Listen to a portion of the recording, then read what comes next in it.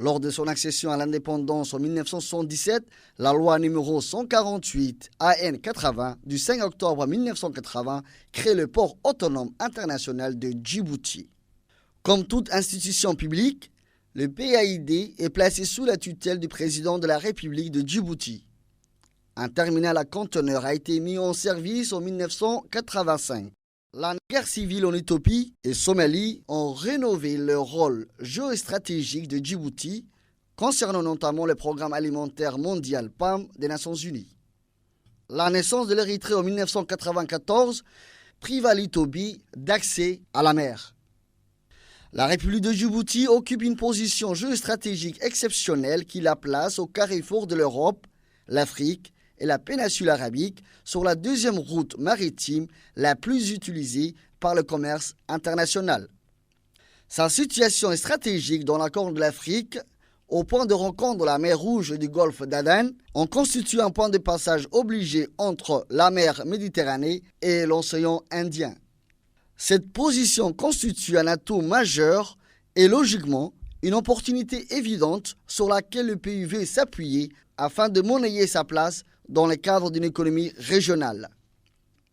À terme, l'objectif de tous ces agro-mécalo-gigantismes portières est de faire de Djibouti une plateforme d'échange et de services pour toute la région, et elle adhère à la nouvelle configuration du marché de la sous-région de plus de 400 millions de consommateurs dont la majorité ne dispose pas d'ouverture maritime. C'est ainsi que l'existence des ports en général et de ceux de Djibouti en particulier constitue un instrument indispensable à toute politique économique. Il joue un rôle primordial dans l'économie nationale, modernisation et développement de la ville, dans les échanges commerciaux de notre pays avec le reste du monde, dans la quasi-totalité des importations ou exportations empruntent la voie maritime. Cette évolution se manifeste généralement dans la croissance du commerce extérieur, dont le port demeure le principal pulsateur et le centre d'expédition et de réception de marchandises. Au-delà de son économie, Djibouti est particulièrement active pour accroître l'intégration économique régionale, surtout avec l'Éthiopie.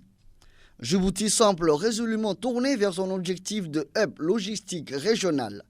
Cet objectif, qui semble répondre à ce vieux rêve de Djibouti de devenir un Singapour sur la mer Rouge, est en phase avec sa politique de développement portière.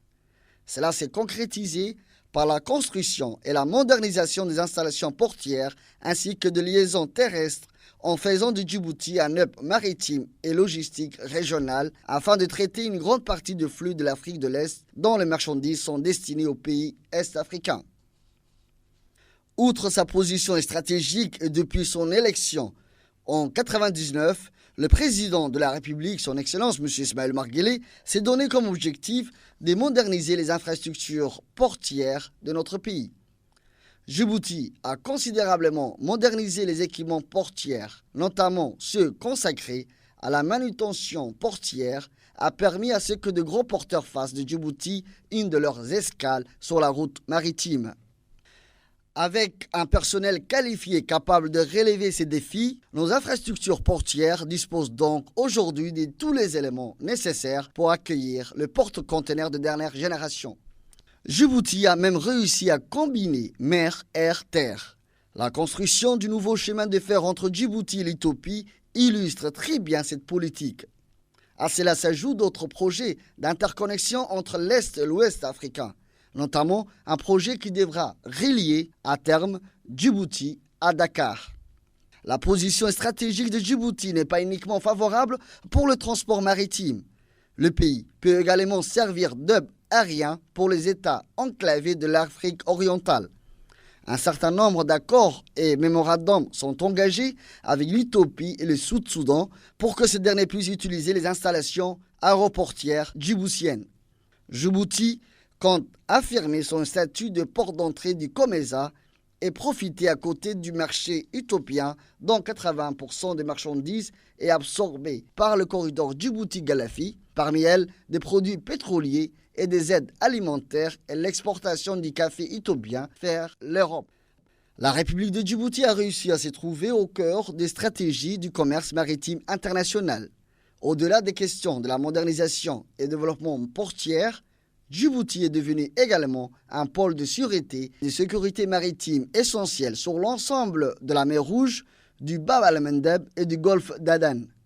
En profitant de son emplacement géographique et de sa stabilité politique dans une région traversée par de multiples conflits, Djibouti a su se mettre au centre des enjeux internationaux.